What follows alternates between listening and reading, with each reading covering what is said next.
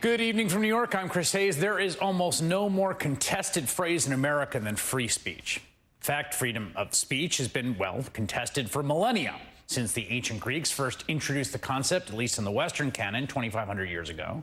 And of course, the First Amendment to our Constitution protects freedom of speech, freedom of the press, and in practice, well, it gets pretty complicated. As legendary reporter A.J. Liebling wrote in the New Yorker in 1960, quote, "Freedom of the press is guaranteed only to those who own one." Pretty smart thing to say. It carried on through the decades because we are now seeing that exact principle play out before us. This active desire to own a press, to control freedom of the press from some of the right, to control who gets to speak and how under the guise of free speech. That is what the celebration of billionaire Elon Musk buying Twitter is all about. Twitter. It's in Elon Musk's hands. Can you believe it? Count this one as a victory for free speech. And he may, in fact, save the town square. It could turn out to be a pivot point in our history. Elon Musk believes in free speech. He thinks everyone should be allowed to talk. People should be free to say what they want to say without just being shut down, silenced, and canceled just because it doesn't fit, their far-left narrative. They want everyone to be free to say what they want to say, even if, in the case of Donald Trump, they use the platform to incite a deadly riot, like Trump did before he got kicked off Twitter. But okay, fine. Everyone can join. Everyone can say what they want to say and speak out. But, well, it goes beyond that. Listen to this right-wing radio host suggesting Musk should fire the employees at Twitter, almost all of them, because of their views. They shouldn't be able to say whatever they want, to believe what they believe. They should be punished for their beliefs. Musk needs to come in and he needs to fire everyone. I mean, everyone. And Twitter has hundreds, if not thousands, of employees. There have been studies done of the donations, the political donations of the people working at Twitter. 98.7% of all donations from the people working at Twitter went to Democrats in the last election cycle. And he should review the employee list and figure out who is good and who is bad. Not purely on the basis of politics, but on the basis of performance. And the good news is many of these employees are already sounding off on Elon Musk, and they've given him a good excuse to fire them. Oh, that's interesting. A political purge, but on the basis of merit, but also a political purge. But also, if they sound off on Elon Musk, which is that they speak freely their views, axe them. That's what it's about, right? This shows it's all about control. Control over speech platforms, control over institutions the right used to think were on their side and now believe are on the other side. We're actually seeing this put into practice, not just the whining or ecstasis about Elon Musk, which frankly is like a little bit weird and parasocial, but in a way that is not just a violation of the First Amendment, but looks downright thuggish and authoritarian.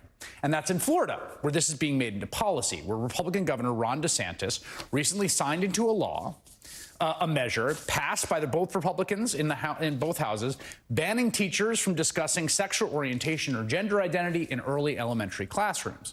Now, opponents dubbed it the Don't Say Gay law. It has attracted a lot of criticism, including from Florida's largest private employer, Disney, which issued a statement vowing to support efforts for the law to be repealed by the legislature or struck down in the courts.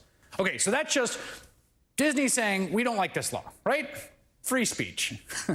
Well, last week, Florida Republicans retaliated, revoking Disney World's special tax status, a privilege Disney has held for 55 years, effectively allowing the company to self-govern its 25,000-acre theme park complex. Now, again, they didn't even really pretend there was some other policy reason. This was pure payback. You criticized us, we're taking away your tax status. And there's a name for that. It's viewpoint discrimination, an established concept in First Amendment jurisprudence.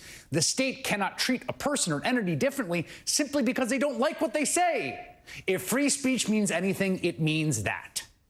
Let's imagine if the Florida legislature passed a law saying that anyone who publicly criticized the Don't Say Gay bill has to pay a special tax penalty or doesn't qualify for certain tax benefits.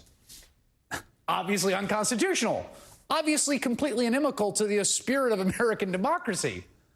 But that is not really that different from what they did to Disney. Again, this is law. This isn't people whining on Twitter. It's not some private company saying, you're banned.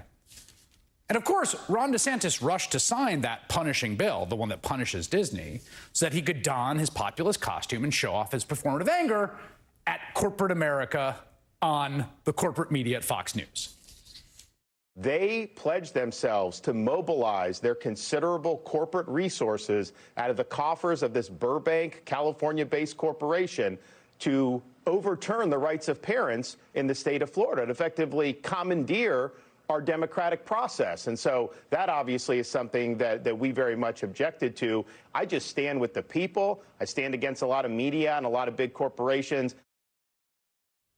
So this is why he did it, obviously. Just to be clear, what Disney said was they were going to mobilize against the law in the political space, which, again, Republicans and the Republican right-wing judiciary are the ones who give us Citizens United, granting, like, the fully unfettered ability of private entities to do whatever the heck they want. But in their eager rush to penalize Disney, DeSantis and the Republican legislators apparently did not notice a pretty big issue with their punishment. Miami Herald reports that, quote, an obscure provision in state law says the state could not do what legislators were doing, revoke Disney's special tax status, unless the district's bond debt was paid off. Disney, however, noticed and quietly sent a note to its investors to show it was confident the legislature's attempt to dissolve the special taxing district was not legal. Another Florida law stipulates that if the district was dissolved by default, the county would assume its debt.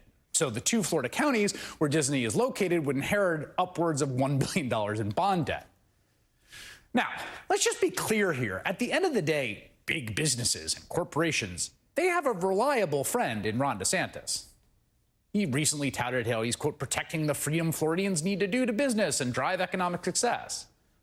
That is part of what makes this also disingenuous, but also bewildering. Because, again, it's not about the concentration of corporate power, right, in corporate America. It's not about free speech principles. It's actually just a protection racket. Straight up. In MAGA conservatism, everything is run with the mindset of mafia bosses or autocratic leaders. You are either with us or against us. We have the power, and we're going to use that power to go after you unless you do what we say. And that is fundamentally offensive to basic, core, cherished American ideals. And it is everywhere and on the rise all over the American right. Adam Serwer and McKay Coppins are both staff writers.